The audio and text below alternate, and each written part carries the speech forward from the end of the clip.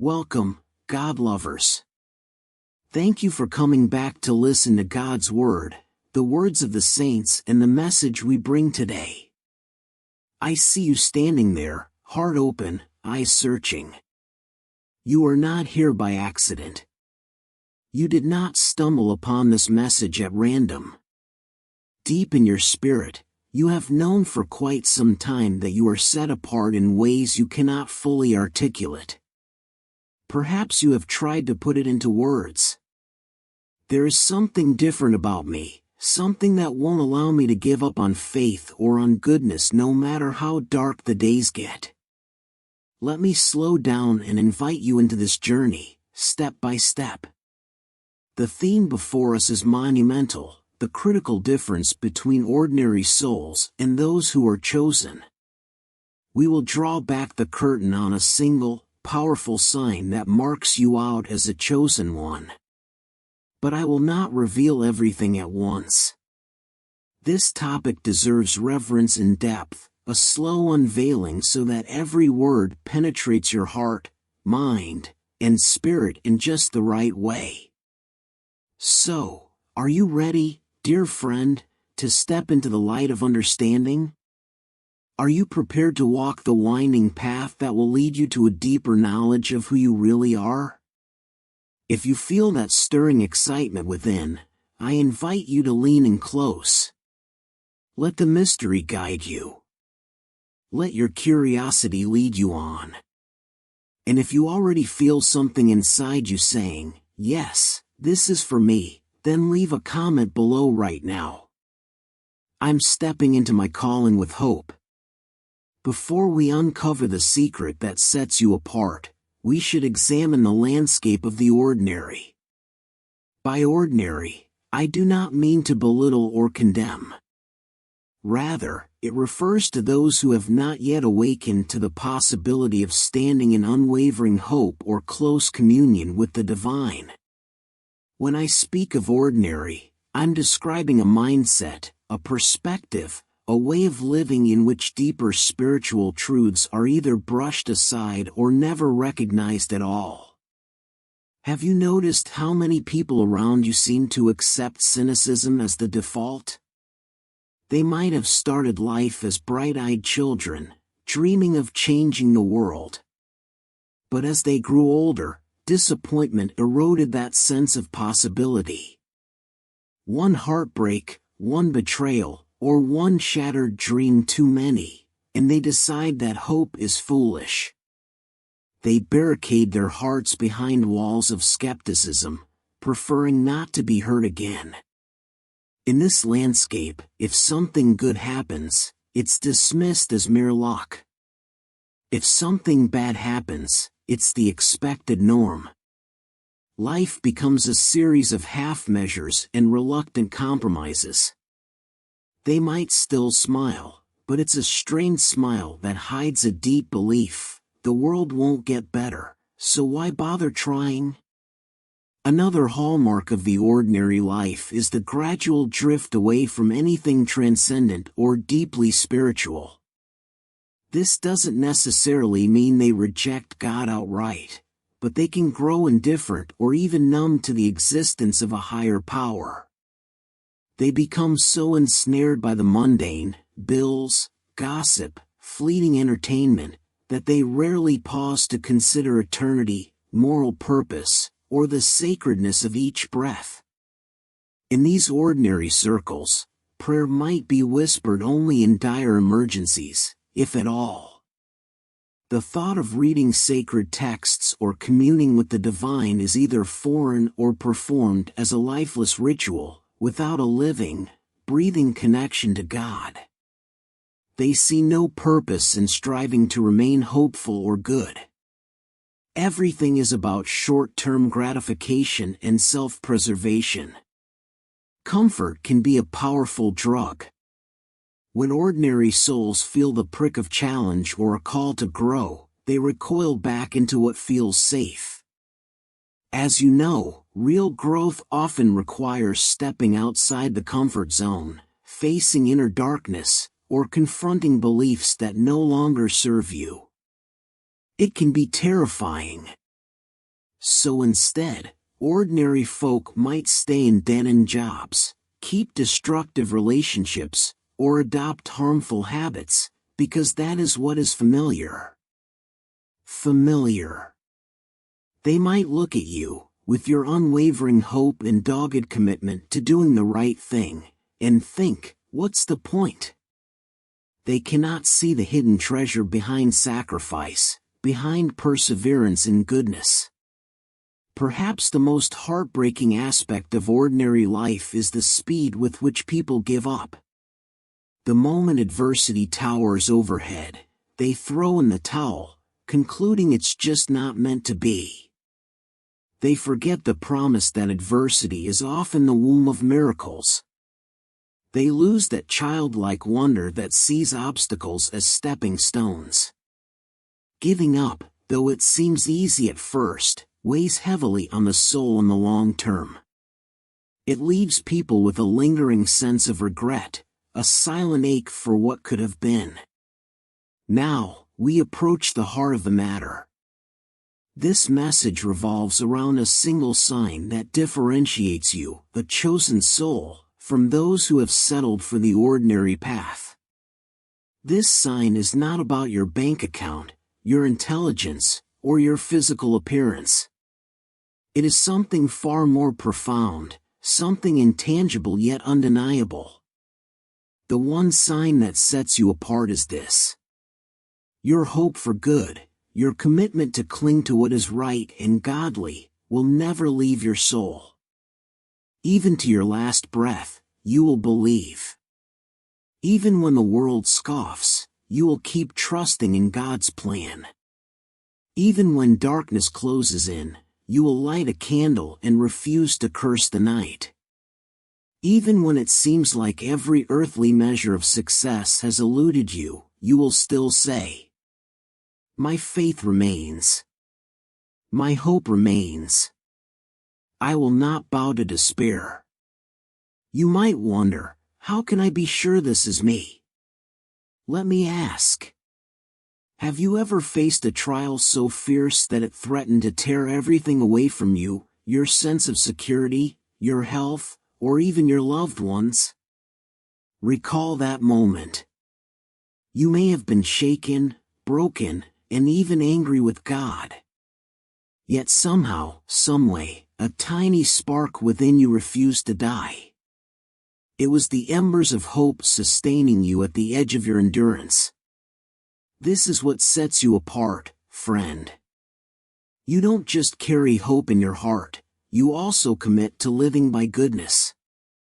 When confronted with the option to retaliate, to cheat, to lie, or to inflict harm, your conscience roars in protest.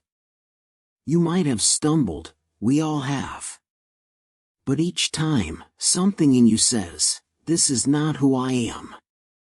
I must realign myself with what is right." You can't escape it, no matter how tempted you might be to follow the crowd. And here's the defining thread. Your relationship with God, however frail it may feel at times, refuses to be extinguished. You might have days of doubt. You might wrestle with questions. But you cannot fully sever that connection. You keep returning to the source, like a child seeking its parent. You might fall to your knees in tears, but you rise again with a prayer on your lips. That is the sign, dear one. An anchor of divine hope that holds firm, even when life's waves crash violently against you. Take a moment to honor that sign within yourself. Whisper a prayer of thanks, or simply close your eyes to acknowledge the truth. You are chosen because you carry unbreakable hope and unyielding goodness in your soul. Part of being chosen is recognizing that your life matters in the grand cosmic struggle between good and evil. Whether you see it or not, your faithful stance sends ripples into the spiritual realm. By refusing to bow to despair, by refusing to compromise your values, you strike a blow against darkness itself. Right now, I invite you to affirm this warrior spirit. Comment below. I stand firm in God's light. Darkness has no hold on me. Let these words not just be text on a screen, but a rallying cry of your soul. Being chosen is not all sunshine and roses. In fact, one of the most painful aspects can be the loss of friends. The strain in family relationships and the feeling that you do not quite fit anywhere sound familiar? In those moments, you can feel an aching loneliness. You might say to God, "Why must I walk this path alone? Or why can't I just be normal and blend in?" But deep down, you know blending in is not an option. Your conscience will not allow you to revert to old ways of thinking or living. However, dear soul, let me encourage you, this loneliness is temporary. God will bring new relationships, people who understand your calling and share your vision of hope. You might find them in surprising places. A chance conversation could bloom into a deep spiritual companionship. Keep your heart open. Through it all, do not lose your smile or your helping hand. You are chosen to be a light, even when darkness crowds close. You have stumbled, we all do. Perhaps you made a bad decision out of fear or let your anger get the best of you. Maybe you almost gave up at one point, even lashing out at God in your frustration. But the vital difference is this: you always return to the path.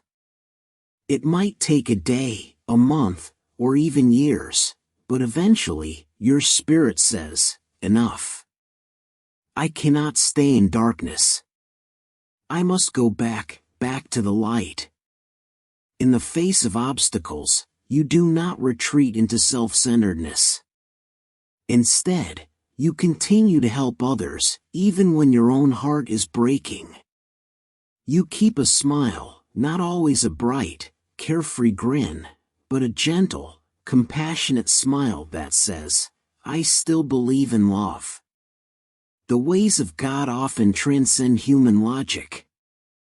This doesn't mean they oppose logic, rather, divine truths operate on a higher plane. It is logical to trust the one who created the universe. If you accept that a creator exists, it is logical to believe that love can overcome hatred. If you observe how sacrifice and service can heal hearts over time, you see this truth unfold.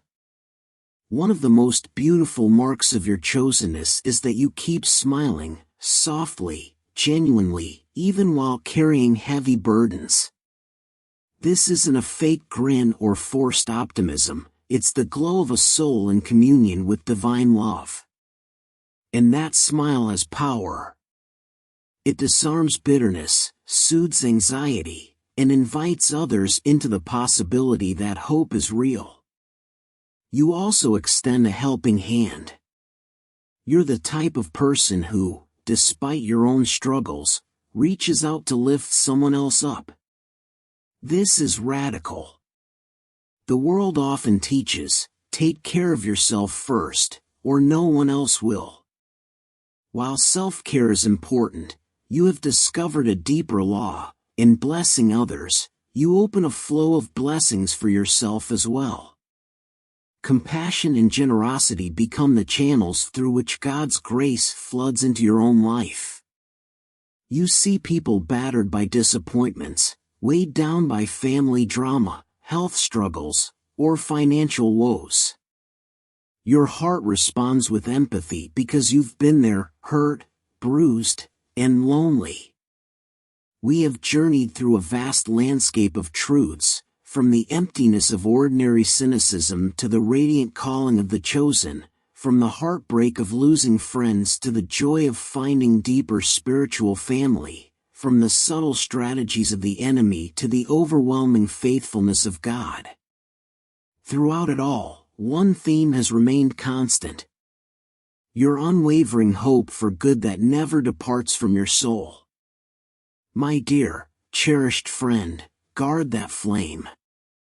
Protect it with everything you have. It is more precious than any gem or fortune.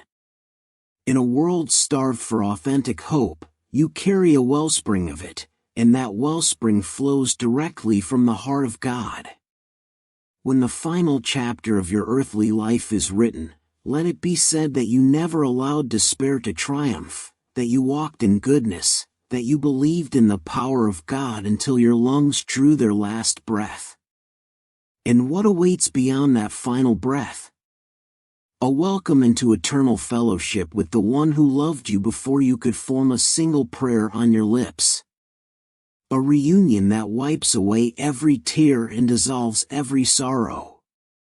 In that realm, you will finally see the grand tapestry of how your unwavering hope changed the trajectory of your life and countless others. Therefore, hold your head high, chosen one. Stand firm. Love boldly. Speak truth with compassion. Serve humbly. And above all, never surrender your hope. As you step away from this message, do one last thing for yourself and for those who will see your testimony. Comment below. I will hold to hope until my last breath. I am chosen by God. Let your words ring through the corridors of time and echo into eternity. You are chosen. You are loved. You are seen. And the best, my friend, is yet to come. Amen. If you find this video useful and meaningful, don't forget to like and subscribe to watch more videos sharing God's message, helping us develop both mentally and spiritually. Wish you a day filled with happiness and peace. See you in the next videos.